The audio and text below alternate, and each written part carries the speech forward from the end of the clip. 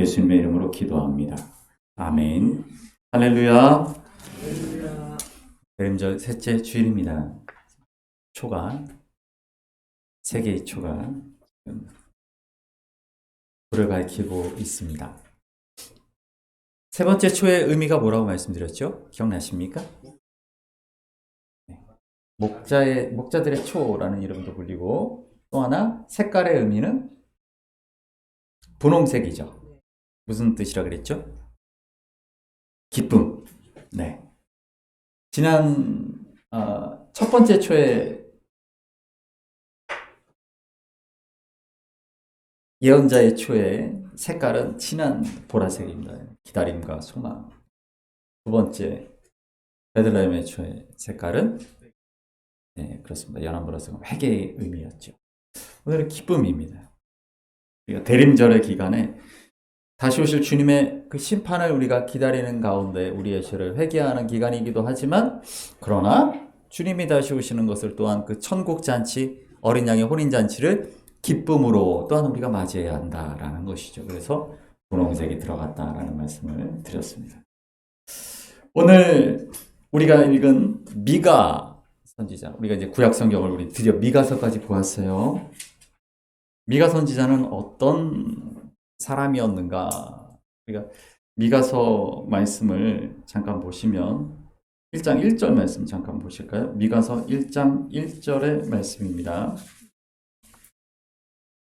앞으로 가셔서 1장 1절 말씀 보시면 하나님 미가에게 소명을 주셨던 때를 볼 수가 있습니다. 함께 읽어보겠습니다. 시작. 유다의 왕들 요담과 아하스와 히스기야 시대에 모레셋 사람 미가에게 임한 여호와의 말씀 곧 사마리아와 예루살렘에 관한 묵시라. 아멘. 미가 선지자가 활동했던 시대를 우리가 알 수 있는데, 이 말씀과 유사한 말씀이 있죠. 이사야 1장 1절의 말씀입니다. 이거 우리 앞에 있는 말씀을 읽어볼까요? 유다와 으시야와 요담과 아하스와 히스기야 시대에 아모스의 아들 이사야가 유다와 예루살렘에 관하여 본 해시라. 아멘. 시대가 겹치는 걸 우리가 알 수가 있습니다. 이사야 선지자의 신분을 뭐라고 제가 말씀드렸죠? 이사야 선지자의 신분은 왕족이다. 왕족일 것이다 라고 주장하죠. 왜냐하면 그가 왕들, 특히 히스기야 왕과 함께 대화하고 궁에 머무는 모습들을 우리가 이사야서에서 볼 수가 있어요. 왕을 향하여 하나님께서 주신 말씀에 소명을 받은 그 이사야라면, 미가는 백성들 가운데에서 말씀을 전하도록, 하나님의 말씀을 전하도록 부름받은 자가 바로 미가다라는 것을 우리가 알 수가 있지요. 하나님은 우리에게 주신 신분을 통해서, 혹은 우리가 사회적으로 하나님께서 우리가 갖게 하시는 그 위치에 따라서 주시는 소명이 다르다는 걸 우리가 알 수가 있죠. 아모스 이야기할 때 아모스가 목자이지만 그냥 100마리, 200마리 치는 목자가 아니라 어마어마한 가축을 키우는 사람이었다라는 말씀을 드렸죠. 왜 그러냐면 남유대 사람이었던 아모스를 북이스라엘에까지 보내서 왕과 왕족, 귀족들에게 말씀을 전하기 위해서는 그만한 위치가 필요한 거죠. 우리나라도 우리 엑스포, 부산 엑스포 비록 유치에 실패했지만 재벌 회장님들이 뛰죠. 네, 다른 나라 정상을 만나러 재벌 회장님을 보냅니다. 그렇죠? 특사로 똑같은 겁니다. 그래서 아모스를 그렇게 쓰시는 거죠. 아모스에게 큰 재산을 주신 이유는 그 일을 하라고 주신 거예요. 미가 선지자가 활동했던 이 시대, 이사야가 활동했던 그 시대, 우리가 알고 있는 히스기야 왕 때의 그 시대는 어떤 시대였는가? 오늘 우리가 5장 1절 말씀 보시게 되면, 우리가 읽었던 말씀 가운데 5장 1절 말씀 보시면 읽어볼까요? 시작.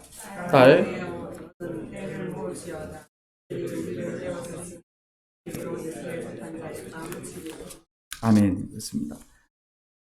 우리가 5장 2절은 익숙하게 잘 아는 말씀이시죠. 5장 2절은 우리가 성탄절이 되면 많이 있는 말씀인데, 5장 1절 말씀을 보게 되면 이건 4장에서부터 쭉 이어지는 말씀이에요. 딸 품되어 너희는 때를 모을지어다. 여기서 딸이라고 표현하는 건 누구겠습니까? 여기서 말하는 딸은 시온을 얘기하는 거죠. 시온. 유다 왕국을 얘기하는 것입니다. 당시는 어떤 시대였는가? 우리가 오늘 본문 말씀에서 아수르가 자꾸 나오죠. 아수르 때는 어떤 때입니까? 히스기야 왕의 아버지였던 아하스 왕 때에 아수르에 의해서 북이스라엘이 멸망당합니다. BC 722년에 멸망당하죠. 그리고 남유다 왕국도 위협받게 됩니다. 그 시대예요. 남왕국도 언제 멸망당할지 모르는 그런 위험한 시대예요. 적 군대가 와서 실제로 예루살렘을 포위하던 바로 그 시대를 이야기하는 것입니다. 그런 일이 일어날 것이다 라는 것이죠. 전쟁의 위협이 눈앞에 다가왔던 절망과 공포의 시대, 그 시대가 바로 미가 선지자가 말씀을 전한 시대였다라는 것입니다. 그런데 5장 1절의 말씀을 보면 굉장히 비참한 이야기가 나오죠. 그들이 우리를 에워쌌으니 막대기로 이스라엘 재판자의 뺨을 치리로다. 재판한다라는 그 역할은 누구에게 주어지냐면 왕에게 주어지는 거죠. 우리가 솔로몬의 재판을 기억하시죠? 무슨 말이냐면 적 장군이 와가지고 우리 왕의 뺨을 막대기로 지휘봉 같은 거겠죠. 툭툭 때린다는 거, 조롱한다라는 것이죠. 그러니까 나라가 적과의 싸움에서 패배하여 왕이 적장 앞에 굴복하고 조롱당하고 있는 그런 모습을 표현하고 있는 거예요. 그러니까 곧 너희가 그 엄청난 환난을 당할 것이다 라고 지금 이야기하고 있는 말씀입니다. 근데 여기 보면 딸 군대요 이렇게 나오죠. 딸. 제가 지난번에도 말씀드렸는데 여러분 성경에 보면은 우리 시편 2편 7절에 보면 내가 여호와의 명령을 전하노라 여호와께서 내게 이르시되 너는 내 아들이라 오늘 내가 너를 낳았도다.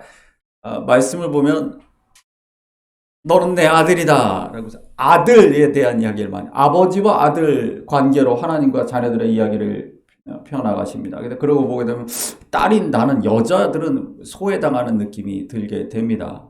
왜 하나님은 남자를 이렇게 편애하시는가라고 생각할 수가 있죠. 그래서 많은 오해가 있었습니다. 그런데 지난번에 말씀드렸죠. 인간을 1인칭으로 보면 남자입니다. 남성 명사예요. 복수가 되면 뭐라 그래 말씀드렸죠? 여성 명사들. 그래서 마을, 도시, 국가 다 여성 명사다.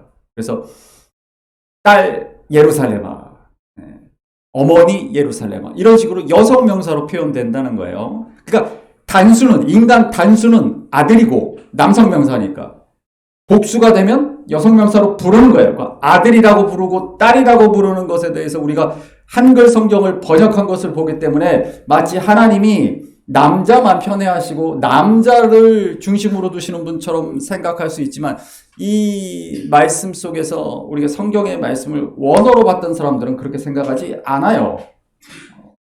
그러니까 교회도 뭐예요? 그렇죠. 교회도 여성 명사예요. 그러니까 뭐라 그래요? 그리스도의 신부다 이렇게 얘기하는 거예요. 그래서 우리 남자 신도분들이 자꾸 정체성에 혼란을 갖게 되는 거예요. 아, 주님이 신랑이고 나는 신부다. 그럼 내가 여자가 되는 건가 이렇게 생각을 하는데 그런 게 아니라는 거예요. 성경에서 기록하고 있는 그런 의미는 교회가 그리스도의 신부다라는 그런 표현은 그런 남자 여자의 표현이 아니에요. 떨어졌던 것이 하나가 되다라는 의미에서 떨어져 있을 때 하나님의 상속자로서 아들이라고 부르시는 것이고 이제 결합해야 될 대상으로서 신부라고 교회를 부르시는 거예요. 여성 명사로 부르시는 거예요. 그러니까 그런 성 정체성의 혼란을 가지실 필요가 없어요. 우리는 하나님과 하나가 되기 위해 지금 떨어져 있으니까 어린 양의 혼인잔치에서 교회는 신부다 이렇게 생각하시면 됩니다. 역할이다 라고 생각하시면 됩니다. 남자 여자가 아니에요. 하나님은 남자도 없고 여자도 없어요. 하나님 안에는 남녀의 차별이 없습니다. 구별은 있지만 차별이 없다. 이걸 기억하시기 바랍니다. 그래서 오랫동안 남녀 성차별을 성경을 근거로 그렇게 주장했던 많은 역사가 있어요. 그렇지 않습니다. 하나님에게는 남자와 여자가 따로 차별되지 않는다. 여러분 이걸 기억하시길 바랍니다. 그래서 딸 군대요 라고 말하는 건 이스라엘 하나님의 백성들을 얘기하는 거예요. 딸이라고 표현하시는 거예요. 하나가 있으면 아들, 모여 있으면 딸. 이런 표현입니다. 여러분, 성경은 절대 남녀를 차별하지 않는다. 이거 기억하시고. 오늘 2절 말씀 보시면 바로 그런 절망과 공포의 시대, 아수르라는 저 거대한 제국의 잔인한 군대, 점령한 자기들에게 항복하면 모르겠는데 저항하다가 성을 점령했어요. 그럼 그 백성들을 다 어떻게 한다 그랬습니까? 산채로 피부를 벗겨내고 꼬챙이에 꿰어서 전시를 해놓는 그 잔인 무도한 그 악한 아수르의 군대가 곧 우리에게도 침략을 해올 것이다. 이 얼마나 큰 공포였겠습니까? 그때에 선포된 말씀이 5장 2절의 말씀이에요. 같이 읽어볼까요? 베들레헴 에브라다야, 너는 유다 족속 중에 작을지라도 이스라엘을 다스릴 자가 내게서 내게로 나올 것이라. 그의 근본은 상고의 영원에 있느니라. 아멘. 그렇습니다. 바로 그런 절망과 공포 가운데, 혹은 우리가 이 역사를, 그래서 우리가 성경의 역사를 잘 알아야 되는데, 이 아수르에게도 굴복하고 결국은 아수르를 무너뜨린 바벨론에 의해서 처참하게 587년, 586년에 남유다까지도 다 멸망당해버려요. 예언자들이 끊임없이 선포했던, 끊임없이 경고했던 그 말씀, 그 예언들이 다 이루어지는 것이죠. 그런데 그러한 절망의 시간 가운데에서도, 왜 절망이냐면 경고의 말씀을 들으면, 지난주에 요나가 니느웨를 향한 경고의 말씀을 줬을 때 니느웨 백성들이 그렇게, 아수르가 그렇게 하나님 앞에 회개하였던 것처럼 이스라엘은 회개하지 않았기 때문에 아모스를 보내고 호세아를 보내셨지만 북이스라엘은 회개하지 않았고 결국 멸망당했어요. 남유다도 마찬가지입니다. 이사야를 통해서, 미가를 통해서, 나중에 우리 예레미야를 통해서 계속 선지자를 보내지만 듣지 않지요. 그래서 멸망의 낭떠러지로 가고 있는데 멈추지 않는 그 모습을 바라보고 있는 이 절망과 공포 가운데에서, 그러나 그럼에도 불구하고 오늘 5장 2절의 말씀은 몸은 수치 가운데 억압과 절망 가운데 있으나 눈은 하나님의 소망을 바라본다라는 것을 보여주고 있는 것입니다. 무려 이 미가 선지자는 700년의 시간을 뛰어넘어 예수 그리스도의 오심을 바라보고 있는 거예요. 비록 우리는 이 죄악 가운데서 이 죄값을 치르게 되겠지만, 그러나 하나님은 반드시 회복시킬 것이다. 하나님의 회복의 소망을 보고 있는 게 오늘 5장 2절의 말씀입니다. 그러니까 그냥 단순히 성탄절에 예수님이 베들레헴에 태어나신다라는 걸 이야기한 게 아니에요. 이 말씀이 선포된 것은 우리 이 촛불이 있고 종소리가 울리고 따뜻한 이런 상황 속에서 선포된 말씀이 아니에요. 전쟁의 공포 가운데 위에 화살이 날아다니고 피 흘리는 사람들이 곳곳에 쓰러지는 그러한 전쟁의 참화 속에서 선포되는 말씀이에요. 베들레헴 에브라다야, 너희가 지금은 이런 죄값 속에서, 이런 패역한 세상 속에서 고통당하고 희망이 없는 것 같은 어두운 절망 가운데 있지만, 그러나 그럼에도 불구하고 하나님은 반드시 너희를 위한 메시아를 보내실 것이고 너희를 이 어려운 상황 속에서 일으켜 세워주실 것이다 라는 이 희망의 말씀이 이 전쟁의 참화 속에서 선포되었다라는 것이죠. 여러분, 우리가 그래서 구약의 말씀들이 얼마나 은혜로운가 역사를 통해서 우리가 알 수가 있다라는 것입니다. 베들레헴 에브라다야. 에브라다는 베들레헴의 옛 지명이에요. 베들레헴은 히브리어로 벳렘이죠. 벳렘. 렘이 떡입니다. 벳은 집이죠. 우리가 벳엘이라고 하면 뭡니까? 엘이 하나님이니까 벳엘은 하나님의 집이죠. 네. 그러면 벳렘은 뭐겠어요? 베들레헴, 우리가 베들레헴이라고 부르지만 벳렘이죠. 벳렘. 떡집이라는 소리죠. 떡집. 떡의 집. 예수 그리스도께서 우리를 위하여 생명의 떡으로 오셨음을 그 지명 속에서 그대로 드러내 보여주는 것이죠. 그래서 우리가 성찬식을, 이번 주에 제가 한골에 만난 성찬에 관련된 영상을 올렸는데 잘 안 보시는 것 같아요. 네. 성찬이 딱히 관심 별로 없으시겠지만 내년에 성찬을 많이 할 겁니다. 성찬이 큰 의미가 내년 1년 지나면 큰 은혜의 시간임을 우리가 함께 또 체험할 수 있을 것 같아요. 주님이 나를 위해 떡으로 오셨다. 생명의 떡. 하늘에서 내려온 생명의 떡으로 오셨다라는 것을 그 의미가 바로 벳렘이라는 그 명칭에 들어 있는 것입니다. 에브라다라는 뜻은 열매가 풍성하다 이 뜻을 갖고 있어요. 열매가 풍성하다. 우리 고린도전서 15장 20절 말씀 보면 이제 그리스도께서 죽은 자 가운데 다시 살아나서 잠자는 자들의 첫 열매가 되셨도다. 그리고 우리로 더 열매를 풍성하게 거두게 하시도다. 바로 그 뜻이 에브라다예요. 열매로 오셨고 떡으로 오셨다. 베들레헴 에브라다야. 주님이 우리를 위해, 우리가 지금은 죽음의 공포 가운데 있지만 주님은 생명의 떡으로 우리 가운데 오신다. 이런 말씀이죠. 대림절을 우리가 기뻐하고 기념하는 이유가 그것입니다. 우리의 상황이 그래요. 우리 금요 지금 2주 전에도 영적 전쟁이라는 말씀을 제가 드렸었는데 우리의 상황이 그렇습니다. 실제로 세상 곳곳에서 전쟁이 일어나죠. 지금 또 중남미 쪽에서도 지금 전쟁의 기운이 일어난다라는 거죠. 뉴스에 나오고 있지만 세상은 그렇게 곳곳에 실제적인 전쟁 이야기가 있지만 살아가는 세상 우리의 삶의 자리 곳곳이 다 전쟁이죠. 근데 그 힘들고 어려운 상황 속에서 우리가 바라봐야 될 것은 그 현실과 이 땅이 아니고 하늘의 소망을 향하여 우리의 눈을 돌리라 라는 말씀이 오늘 우리가 읽은 미가서의 말씀이에요. 하나님이 반드시 너희를 도우실 것이다. 너희에게 회복의 소망을 줄 것이다 라고 그걸 붙들어라 라고 하시는 말씀이 오늘 우리가 읽었던 이 말씀이에요. 얼마나 감사한 말씀입니까? 2절의 말씀 보게 되면 우리 5장 2절을 다시 한번 읽어볼게요. 베들레헴 에브라다야 너는 유다 족속 중에 작을지라도 이스라엘을 다스릴 자가 네게서 네게로 나올 것이라. 그의 근본은 상고에 영원에 있느니라. 아멘. 그 주님이 너를 구원할, 너를 회복시킬 그 계획은 이미 상고에, 여기서 상고라는 표현이 있는데요. 이 PPT 말씀 보시게 되면 히브리어 말씀이 아마 있을 겁니다. 그림 파일로 보시게 되면 상고라는 말에 의미하는 것은 뭐냐면요.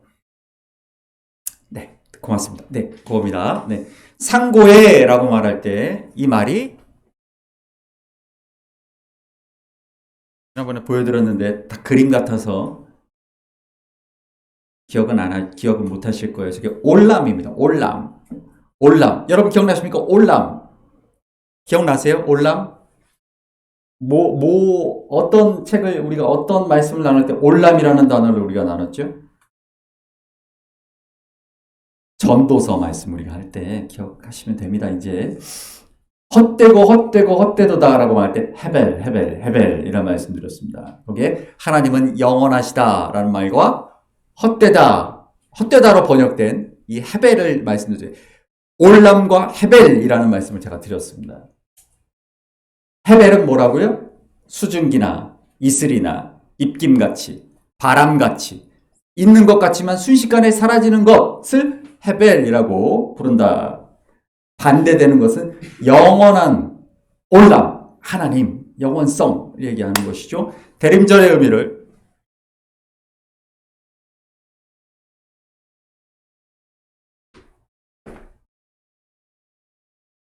제가 이것을 여러분들에게 대림환이라고 말씀드렸던 걸 기억하실 겁니다. 녹색과 빨간색으로 표현되는 대림환. 이게 동그란 이 표시, 이 마치 반지와 같은 이 환이 의미하는 것이 바로 영원함입니다. 이 대림환이 그래서 대림절의 상징이에요. 녹색은 생명이고 빨간색은 영원한 생명을 주신 예수 그리스도의 보혈입니다. 바로 그 영원성, 이 올람이 바로 하나님의 성품이죠. 예수 그리스도를 통하여 우리를 구원하실 그 계획은 상고에, 태초에 이미 우리를 향해 예비하셨다. 우리가 잘 알고 있죠. 창세기 3장에 보면 여인의 후손이 이 뱀의 머리를 상하게 할 것이다 라고 하셨던 바로 에덴 동산에서부터 주셨던 그 말씀이죠. 더 올라가게 된다면 요한복음 1장에서 태초에 말씀이 하나님과 함께 하심으로 말씀으로 천지를 창조하셨던 바로 그때부터 이 말씀들이 의미하는 것은 이런 거예요. 하나님은 우리 시은이를 향한 영원한 계획을 갖고 계시다라는 거예요. 시은이가 세상에 태어나기 이전부터 갖고 계신 그 계획 가운데 우리가 살아가고 있다라는 것을 말씀해 주시는 귀한 말씀이죠. 그렇기 때문에 우리가 이 상황 속에서, 어려운 상황 속에서 절망하지 않고 낙심하지 않을 수 있는 것은 나를 향한 하나님의 영원한 계획이 있음을 알기 때문에 우리가 눈을 들어 하늘을 바라보고 하나님의 그 소망을 우리 마음에 품을 수 있다라는 것이에요. 이것이 이 말씀 바로 그의 근본은 바로 우리를 위해 오실 말씀이신 예수 그리스도, 우리의 메시아는 상고에 영원에 있다라는 말씀을 우리에게 보여주시는 것입니다. 얼마나 위로가 되고 힘이 되는 말씀입니까? 그러니까 우리가 지금 내가 처한 이 상황 속에서, 나의 현실 속에서 절망하지 말라는 것입니다. 하나님은 에노니를 향한 영원한 계획을 갖고 계시기 때문에 에노니가 앞으로 10년, 20년, 30년, 40년의 인생을 살아갈 때도 모든 것이 하나님의 섭리와 경륜 가운데 하나님의 인도하심을 따라 살아가기만 하면 된다는 거예요. 세상을 보고 사람을 보고 흔들리거나 낙심할 이유가 없다는 것입니다. 오늘 우리에게 주시는 이 말씀의 의미가 바로 그것이죠. 이 어렵고 힘들었던 그 시대 가운데에서 미가에게 주셨던 이 귀한 말씀이 오늘 우리에게도 동일한 말씀이다. 그런데 이 시대가 왜 그런 어려운 시대였는가? 6장 8절 말씀 잠깐 보시면 6장 8절 말씀인데요. 6장 8절 한번 찾아보시죠. 6장 8절입니다. 왜 이런 전쟁의 참화를 이들이 겪을 수밖에 없었는가? 네, 6장 8절 읽어봅니다. 사람아, 주께 선한 것이 무엇임을 내게 보이셨나니 여호와께서 내게 구하는 것은 정의를 행하며 인자를 사랑하며 겸손하게 내 하나님과 함께 행하는 것이 아니냐. 자, 이들이 이 전쟁의 참화 가운데, 이 죄의 심판 가운데 놓여진 이유가 여기 나오죠. 세 가지죠. 첫 번째 뭡니까? 그들이 정의가 없었고, 사랑이 없었고, 겸손이 없었어요. 자, 이것들은 다 어디와 관련된 말씀이라고 제가 말씀드렸죠? 공동체와 관련된 것입니다. 하나님의 정의와 공의는 공동체를 위하여 주신 것이에요. 정의가 사라졌다. 약한 자를 짓밟고, 가난한 자의 것을 빼앗고, 사랑하지 않았고 이웃의 고통을 외면하였으며 하나님의 말씀에 순종하지 아니하였다 하는 것이죠. 바로 이것이 지금 너희가 그 고난 가운데 있게 된 이유다라는 겁니다. 근데 더 앞을 가면 왜 이런 상황이 벌어졌는가가 나옵니다. 3장을 한번 보십시오. 3장, 미가서 3장입니다. 8절에서 12절 말씀입니다. 미가서 3장 8절에서 12절 말씀입니다. 미가서 3장 8절에서 12절입니다. 저하고 교독하실 거예요. 3장 8절에서 12절입니다.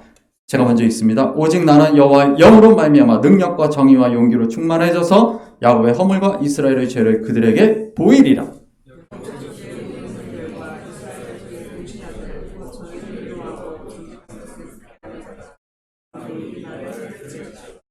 시온의 피로 예루살렘을 죄악으로 건축하는도다.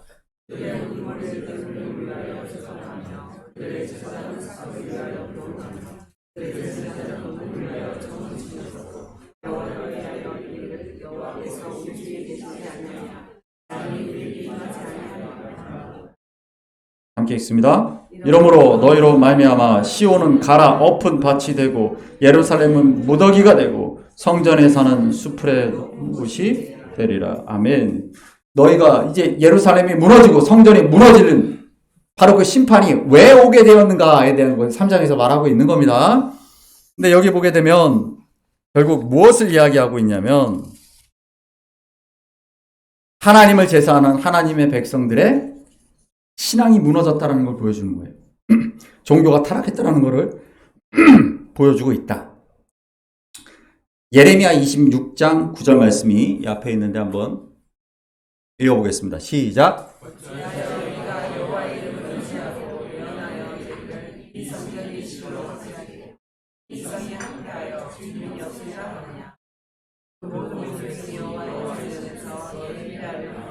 모여 드니라. 아멘. 우리 예레미야 말씀도 함께 보셨지만 이 말씀이 이 미가에 의해서 선포됐던 그 말씀이 예레미야에 의해서 다시 선포됩니다. 100년이 지나 선포되죠. 근데 예레미야가 성전에서 경고의 말씀을 하니까 사람들이 예레미야를 죽이려고 했단 말이에요. 성전이 무너질 거라고 말하니까. 그때 장로들이 미가의 말씀을 기억하여 변호한 겁니다. 변호하여서 이 예레미야를 살려내는 이 26장의 그런 이야기들 가운데 미가의 말씀이 인용됐다. 100여 년 전에 미가가 예언했던 그 말씀을 실제로 이 예레미야 때 예루살렘 성전이 무너지잖아요. 임박한 거예요. 100년 전에 예언한 게 임박하였다라는 것을 보여주고 있는 것이죠. 이게 보면은 그런 상황이었다. 이게 보니까 말씀에 되게 안타깝죠. 제사장은 삭슬 위하여 교훈하며 선지자는 돈을 위하여 점을 친다. 제가 말씀드렸던 이사야라든가 예레미야라든가 호세아라든가 아모스라든가 이 선지자들이 다 활동했던 게 BC 8세기입니다. 이때가 하나님이 이스라엘의 심판을 선언하시고 심판이 이루어지기 시작한 때예요. 100여 년에 걸쳐서 북이스라엘 멸망하고 남유다가 멸망함으로 끝나버립니다. 그런데 이때가 어떤 때였는가? 여기 나와 있죠. 종교의 타락을 이야기합니다. 근데 여러분, 제사장과 선지자가 이렇게 삭슬받고 돈을 따라 움직이는 이 시대가 이 사람들의 책임만 있는 것이냐? 그렇지 않아요. 예수님의 시대를 봅시다. 예수님이 성전 정화의 사건을 일으키셨습니다. 노끈으로 채찍을 만들어서 돈 바꾸는 자들의 환전상에 손을 엎고 외치죠. 너희가 아버지 기도하는 집을 강도의 구렬로 만들었도다. 그때 당시에 어떻게 됩니까? 다 제물로 바칠 것들을 성전에서 팔았어요. 사두개인들이 그걸 돈 받고 다 팔았습니다. 예수님이 이 성전이 돌 위에 돌 하나도 남지 않고 무너지리라 말씀하셨죠. 그때가 바로 이 BC 8세기하고 똑같은 때입니다. 종교의 타락이죠. 그런데 여러분, 그게 사두개인들이 아니면 백성들을 가르쳤던 바리새인들이 그들만 타락한 걸까요? 그렇지 않아요. 너희가 강도의 구렬로 만들었도다 할 때 그 만들었도다의 주체는 그 사두개인들이에요. 그런데 제사장들, 대제사장. 근데 강도는 누구냐? 제사 지내던 유대 백성들이에요. 이게 어떻게 바뀌었는지 설명드릴까요? 원래 제물을 어떻게 바칩니까?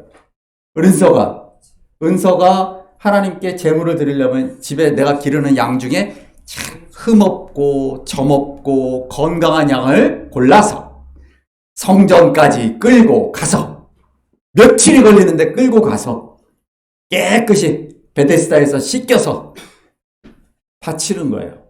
그리고 그 양을 다 잡는 걸 지켜봐야 돼. 피가 튀고 냄새가 나고 연기가 나고 그걸 다 지켜보는 거예요. 그래야 제물을 드리는 거예요.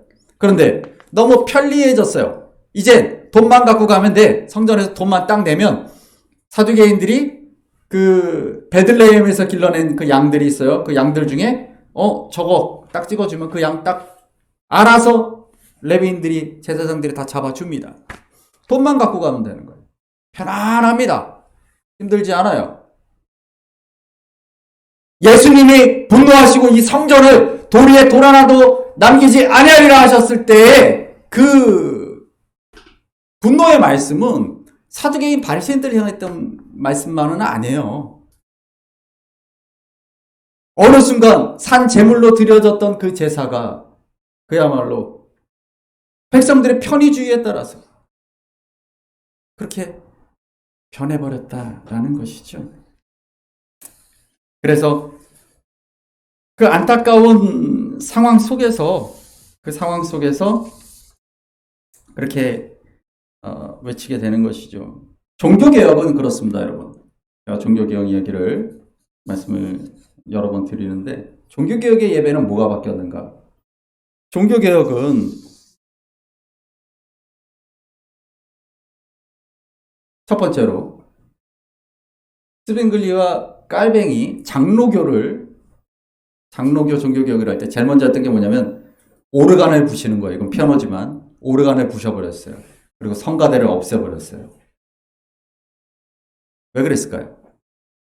그리고 장의자를, 이거 500년 전에 들어온 겁니다. 장의자를 들여놨어요. 왜 그랬을까요? 당시에 종교개혁의 그 시대에 로마 가톨릭이 타락했다! 근데 뭐가 타락했느냐? 뭐가 타락했을까요? 모든 걸 돈으로 다 해결할 수 있었어요. 돈만 들고 가면 돼요.